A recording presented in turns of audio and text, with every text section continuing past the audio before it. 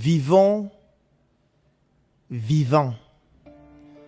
C'est certainement le mot d'ordre que je voudrais te donner à toi qui regardes cette vidéo. Je souhaite que tu puisses apprendre à vivre vivant. Je sais que tu crois au divin et que tu crois forcément en cette vie après la mort. Mais avant cette vie, je voudrais que tu puisses vivre vivant. Lorsque nous étions petits, le mot d'ordre c'était « va à l'école ». Nous sommes allés à l'école parce que l'ambition était de terminer nos études avec brio et juste après nos études, trouver un emploi décent.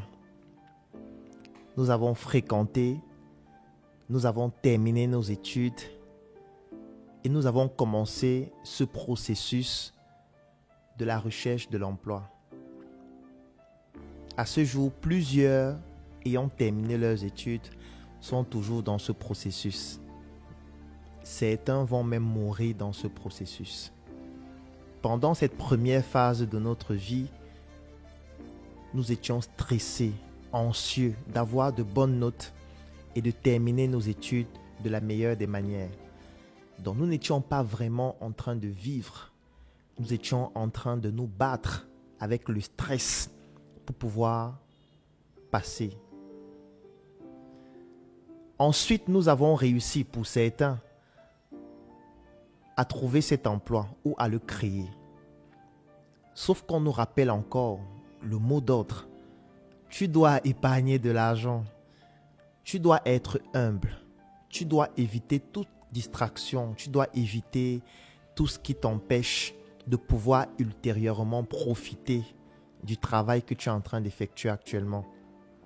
Conséquence, aujourd'hui, nous ne vivons pas, nous travaillons pour pouvoir mieux vivre après.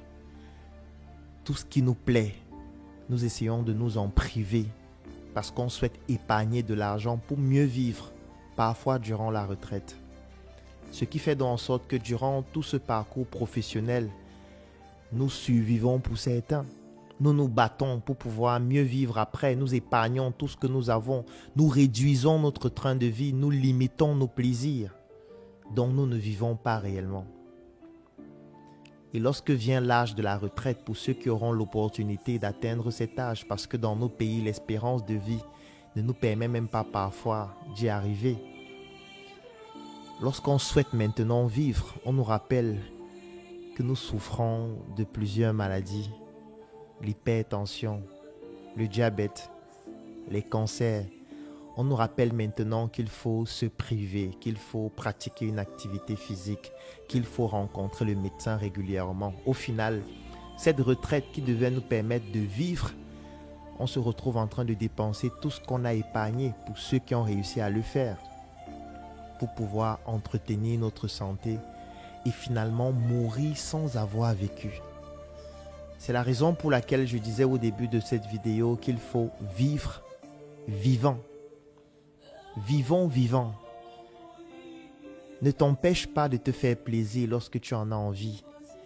Je sais, tu auras une autre vie après cette vie.